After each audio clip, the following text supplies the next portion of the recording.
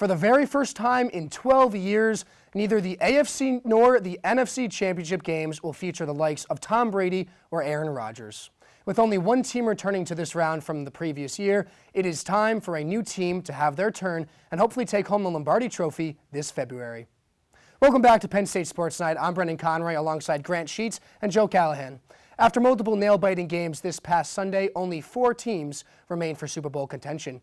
Grant, I'll start with you, my friend. What were your key takeaways from this past weekend's games? Well, after we saw the first 3 divisional round games all end in game-winning field goals by the away team kicker, all eyes were on Tyler Bass headed into Sunday against the Kansas City Chiefs. And while that trend didn't continue, all we got was one of the best playoff games that we've ever seen. Josh Allen was phenomenal. He was near perfect, and it still wasn't enough to take down the Kansas City Chiefs and Patrick Mahomes. And that just goes to show that playoff Patrick Mahomes, when he's at his peak, he's pretty hard to beat. He drove nearly half the length of the field in 10 seconds to go ahead and line up for that game-tying field goal, and as soon as you saw the Chiefs win the toss in overtime, you knew it was going to happen. But as for the Chiefs, they're going to take the Cincinnati Bengals, and they're looking for revenge after losing to them in Week 17, 34-31. But those Bengals aren't going to go down without a fight. Joe Burrow, despite being sacked 9 times, led his team to victory against Tennessee, the number 1 seed. He's just the second quarterback in playoff history to be sacked at least 8 times and still win the game. So we're just one step closer to seeing those cigars come out again in Cincinnati, but they're going to have to take down Goliath once again, this time in Arrowhead Stadium. Well, listen, the AFC games might be one of the best rounds that I've ever seen in my life.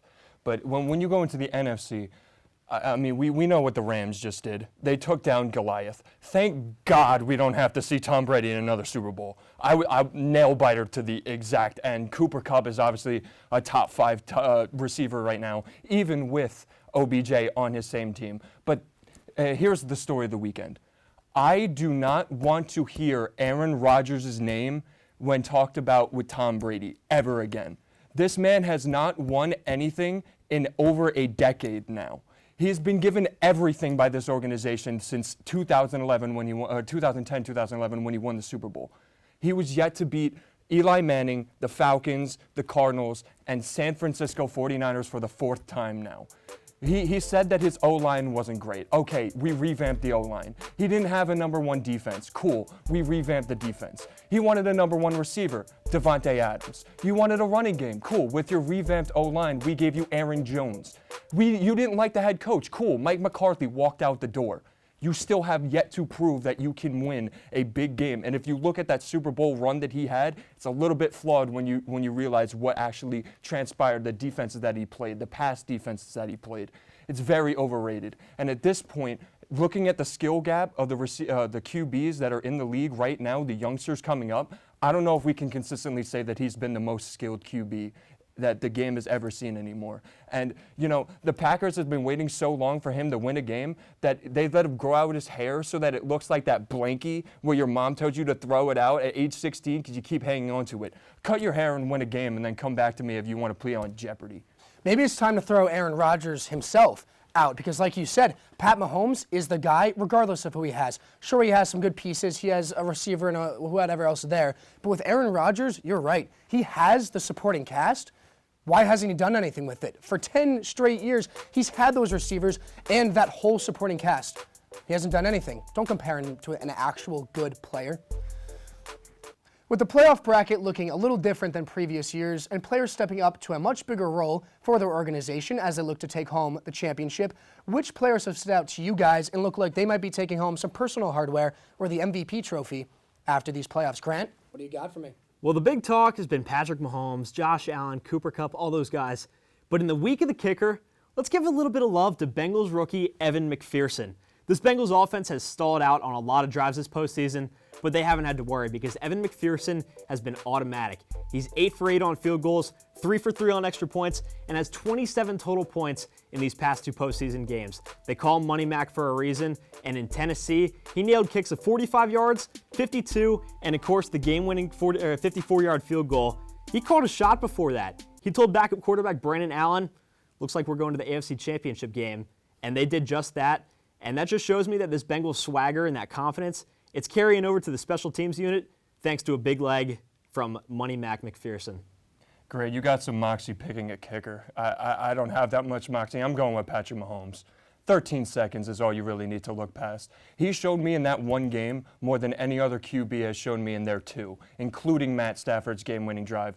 A la Cooper Kupp, and there's another one that you could put at MVP. But Patrick Mahomes is just electric. We started in the beginning of the season when he was trying to play hero ball, and it wasn't really working out for him. He's back to full form with Travis Kelce and Tyreek Hill. I mean, driving down the field methodically, not even having his receivers be the main reason why they're doing it, as that was another criticism to him.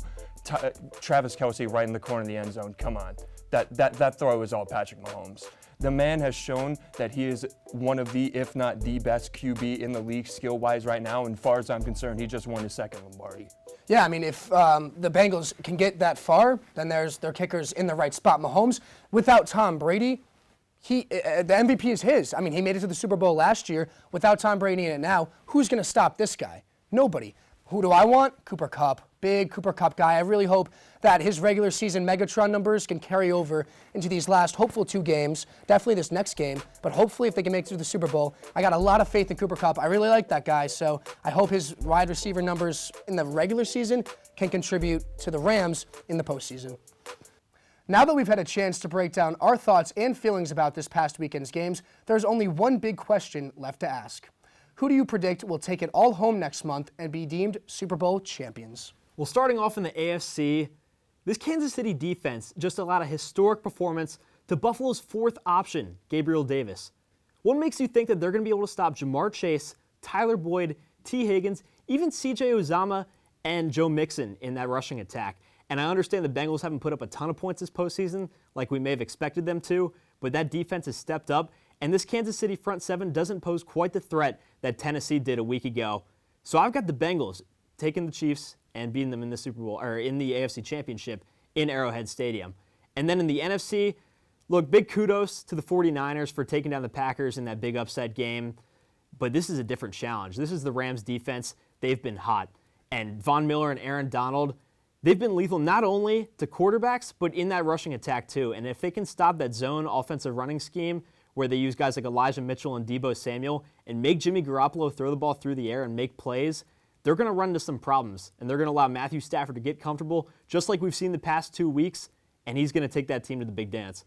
Listen, I co-sign everything that Grant just said about the Rams. I mean, you talked about Cooper Kupp, over 240 yards in the playoffs just this year, 2 touchdowns, obviously. And when you go to the 49ers, I mean, kudos to what they've done and the teams that they've been taking out, but all in all, they don't know if they're even taking their QB and Jimmy G next year. So I don't think that they beat the Rams, but I see what this guy is doing. He in the beginning of the segment, he said that playoff Patrick Mahomes is, airborne unstoppable. And then he picks against them in the playoffs. If he hasn't noticed, Patrick Mahomes is playing in a playoff game against Cincinnati, which you picked. I'm not picking Cincinnati. Chiefs are going to go to the Super Bowl, and we're going to have the second home crowd Super Bowl that we've ever had. Coincidentally, it hasn't happened in over 50 years, and now it's happening twice in a row. But this year, you got that home crowd team watching their team lose in the Super Bowl. I don't know if it's going to be, smooth sailing in LA on the road right there, because I have the Chiefs winning the Super Bowl. Yeah, definitely. I am very excited for the Super Bowl. Who do I think? I hate to team with Joe. I know he just gave it to you, but the Chiefs are looking in such a great spot right now with Mahomes. I've seen him in the past 4 years make it to the AFC Championship and then to the Super Bowl as well. I have a lot of confidence in these Chiefs. I hope that's not the case. I'd love to see my Rams for this year with Cooper Kupp go all the way, but we'll just have to wait and see Valentine's Day weekend. We will have to wait and see which teams have enough gas left in their tank and which players will step up to help push their team to success this postseason. That's all we have for this edition of Penn State Sports Night. Be sure to stay tuned for more NFL updates as well as updates of all your favorite sports. For Grant Sheets and Joe Callahan, I'm Brendan Conroy. Thank you and have a great night. Thank you for watching this edition of Penn State Sports Night. If you're a fan of our content, please be sure to subscribe to our YouTube channel for more clips. Also, follow us on Twitter at PSSN TV and on Instagram at PSU Sports Night to keep up with all the action. For all my colleagues, we are Penn State Sports Night.